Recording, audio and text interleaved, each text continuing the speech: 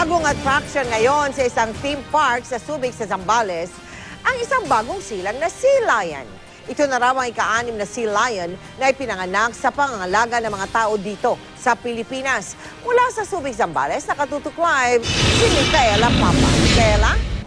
Mel, tulad nga ng pagkapanganak ng isang sanggol ay napakasaya ng lahat dito sa Ocean Adventure sa Subic, Zambales sa pagsilang ng kanilang pinakabagong South American Sea Lion Pup. Ito ang kanilang ika-6 na Sea Lion born in captivity sa Pilipinas. Anak sila talagang hindi sila sa may pool na malalim yung... Antukin.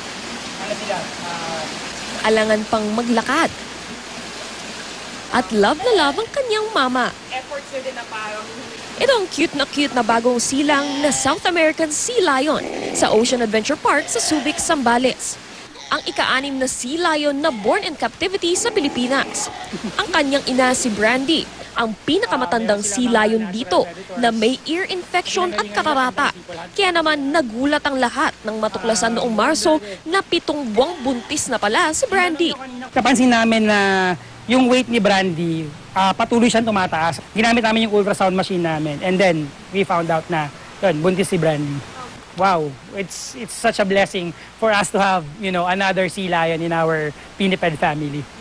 Para sa pagbubuntis ni Brandy, for the first time gumawa ng special birthing kennel yung pamunuan. Dito, mas mababaw yung tubig sa splash pool. Dahil yung bagong panganak na pup ay hindi pa gaanong marunong lumangoy at may visual impairment nga itong si Brandy, baka hindi niya agad kasi masagip yung kanyang sanggol. Kasama ang bagong silang at hindi pa napapangalan ng pup, 13 na ang South American Sea Lions dito sa park. At dahil 4 na taon na mula nang huling magkaroon ng pup dito, lahat gustong tiyakin na naaalagaan ang kanilang bagong baby. Regular yung pag-nurse siya. Just a few days ago, nagsimula na siyang pumunta ng tubig and starting to play sa water. So that's a good sign.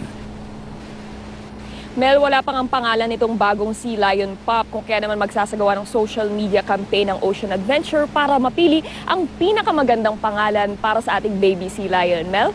Maraming salamat sa iyo, Micaela Papa.